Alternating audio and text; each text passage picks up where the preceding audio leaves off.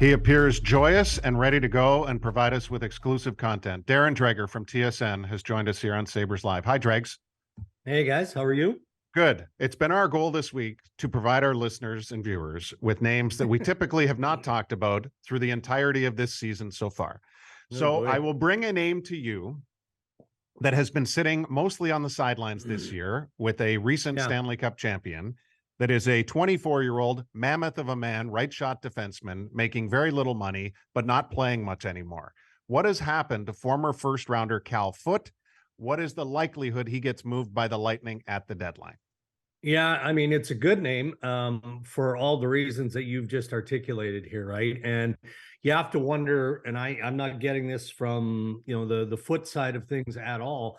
You have to wonder whether a young player like that feels like he deserves more, and if there would be opportunity that, better suits his skill set outside of where he's at. But honestly, it's a fresh name. I was told by two general managers this morning, and it's coincidental that they would use the same sort of number. They think there could be 10 or fewer players traded between now and the deadline. And yeah, that was my look too, Duffer. Now, I'm trying to qualify. I'm like, you're talking about like name players or 10 players, period. There'll be more than 10 players, period, traded. We know that. I mean, you get into the AHL guys and some of the depth moves, but I have not heard Cal Foote, but that's an interesting one.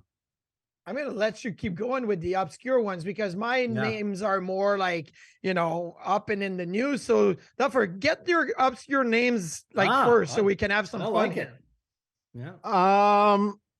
It's not obscure, but we did have a conversation yesterday with Kevin Kurz of The Athletic on Long Island, and he talked about the Islanders' need for another puck-moving defenseman. I'm wondering, does that open things up for them to move off of a defenseman like Scott Mayfield? And does anybody else have an interest in a well-established defenseman on a low contract like Mayfield? Yeah, I mean, Toronto would, Edmonton would. Does he tick the boxes for the Edmonton Oilers? Maybe not entirely, but again, from a buyer perspective, the ask of return is still too high, and that can change obviously as you get closer to the trade deadline.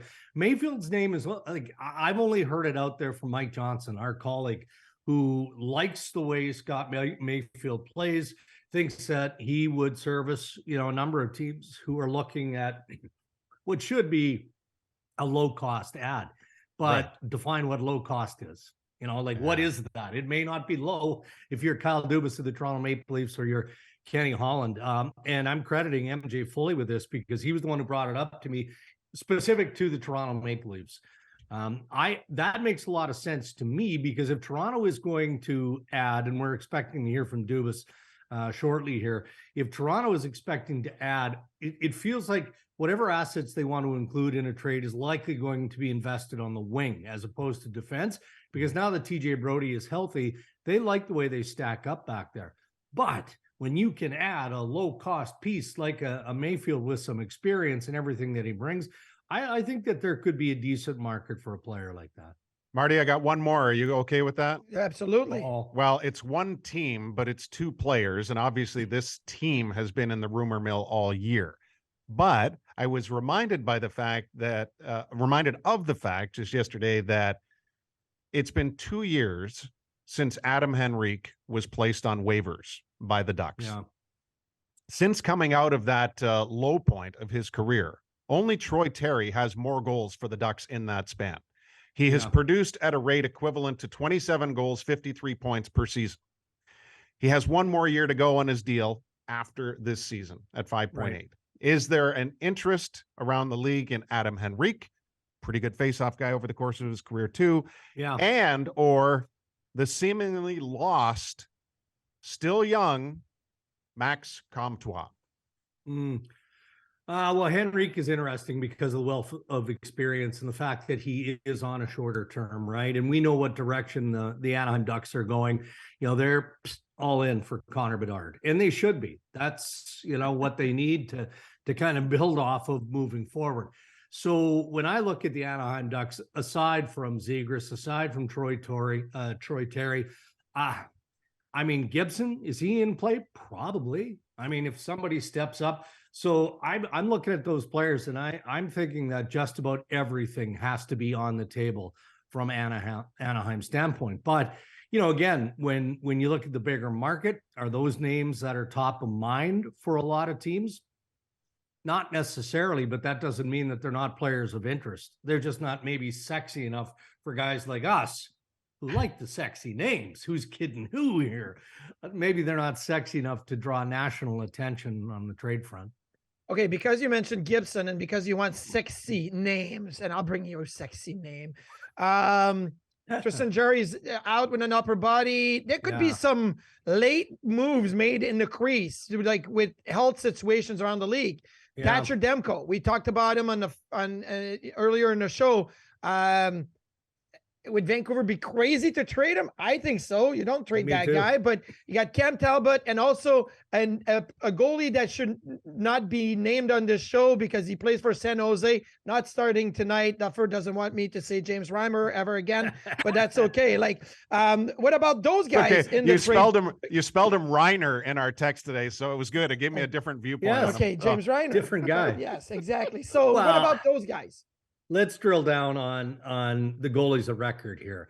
I've been consistent in this through Vancouver sourcing that Thatcher Demko isn't going to be traded. Now, you always have to qualify and say, unless. Well, if somebody steps up and pays a ridiculous return for Thatcher Demko, then if you're Patrick Alvey and you're Jimmy Rutherford, you have to consider that. But it's not like the Vancouver Canucks are embracing a rebuild here. They're not. They've got good young pieces that are established that they can work with. So that includes Thatcher Demko. If they're going to stay competitive and this retool is going to stay a retool and not a rebuild, then they're going to need above average goaltending. So I think it would have to be just astronomical for a team to step up and for the Vancouver Canucks to move Demko. I don't feel that way about John Gibson. I think the rate of return would be sound. I'm looking at Pittsburgh as well, Marty, and I'm looking at the Los Angeles Kings. The Kings kind of seem lukewarm to the idea of having to again spend assets to do something between now and the deadline, but that's an older team for the most part. And maybe they need a little bit more help there for Jonathan Quick.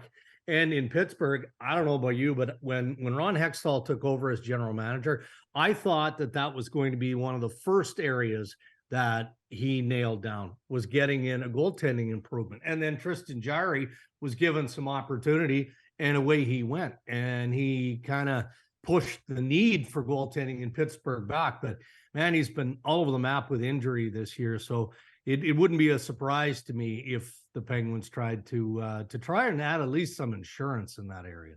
And also because you mentioned Vancouver, we had Kevin Kurz on the Sabres Overtime podcast yesterday talk about Timo Meier because he covered them in San Jose. And, Meier would have to sign an extension as an RFA. Maybe it's just a qualifying offer. But a guy that seems like was talked about 2 months ago and hasn't been talked about a lot is Brock Boeser. 2 more years at $6.6 million. Is there quiet fronts on Brock Boeser, or is that going to happen?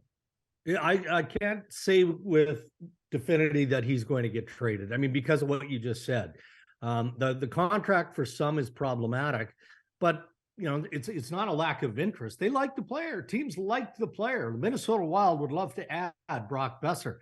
The problem is when you look at the Minnesota Wild's cap issues moving forward, it doesn't get a whole lot rosier for Billy Guerin. How much the Vancouver Canucks willing to retain? The Canucks are saying, well, make us your best offer on Brock Boeser. And if it includes salary retention, well, let's work through that.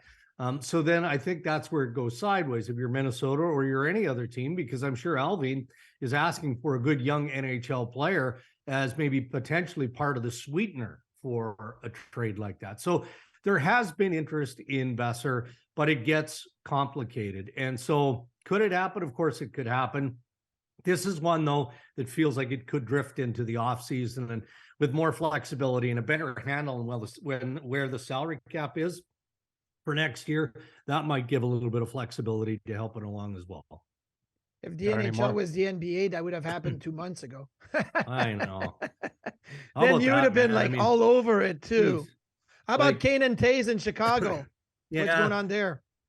You know, it's a tricky one, and it's been all along. You know, I think the agent here, Pat Brisson, wants some hard direction from Kane and Toews in the next week or so. I mean, that makes sense, doesn't it? You know, you're looking at, you know, what's their list? It's not going to be a 5-team list. It's going to be a 1 or 2-team list if they decide they're going to go. There's some rumblings this morning that something's going on with the New York Rangers, and automatically I thought, okay, well, maybe it's Patty Kane. I'm told it's not Patty Kane, but it's believed there is something going on with the New York Rangers this week. So we're going to have to drill down on that. Could it be Timo Meier? Does that make sense in terms of how they make that fit? It's a tough one salary-wise moving forward. But specific to Kane and Toews, you know, there's some wondering if those guys even want to go at this point. I thought they did. I still think they will, but I'm not in the camp there. And then you've got the health issue with Patty Kane as well, right? You know, is that hip going to be problematic for any team that he believes is his best fit? So there's still some questions that require answers from CAA hockey and Kane and Toews. Who is Buffalo interested in? And is Jake McCabe interested in leaving Chicago? I think he would be. I haven't got that directly from Jake McCabe, but his name has been out there for weeks now anyway, right? In connection to Edmonton, in connection to pretty much every team that's looking for a defenseman. I get the same thing back from Buffalo that I got from, again, a bunch of other general managers and NHL execs this week, fellas. It is so quiet right now. So that means that, you know, the due diligence has been done. You know, Kevyn Adams is one of those guys, as you know, who basically stays in constant communication with all teams. I don't think Buffalo feels like they need to go big in any way, shape, or form. That, you know, that might be a little disappointing to the fan base. I don't know why it should be when you look at this team and, you know, all the strengths that they have. I think if the right depth fit, both on the back end and up front, was available to just inject a little bit more experience for the playoff push, I think that would be something that Adams would be more interested in. Last one for you, Marty. Last one for me. Well, where's Timo Meier going to go? If it's not Buffalo, and is it New Jersey now that Jack Hughes is week to week? Like, where's Timo going? Make a prediction. No, like, well, we've got you 3 more times before the deadline. So make a prediction today. I never thought he would end up in Buffalo. I don't know where that came from. I know it was reported that Buffalo at least made a call. Well, making a call, kicking tires, and just trying to see what the expected return isn't going all in after Timo Meier. So you need to stop this, Marty.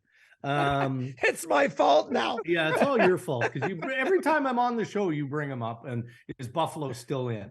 I would say best guess would be New Jersey, but my Spidey senses are tingling a little bit with this New York Rangers stuff percolating this week. So, but I know that the New Jersey Devils would love to add him. They feel like he would complement their group in a real big way. And, you know, their pencils are sharp enough that they feel like they can make it work longer term as well. So if I were predicting, I would predict New Jersey.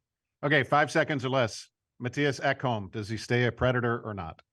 Yeah, I think he stays a Pred, you know, unless the wheels come right off and they drop considerably out of the playoff equation. It's not going to be easy, but they're still in it, and they need him to get them closer. Some interesting and honest answers from GM David Poyle in the Tennessean today on a variety of topics. Dregs, thank you so much. Appreciate it. Okay, guys, have a great weekend. Sexy name, Darren Dreger. As always, a weekly participant here on Sabres Live.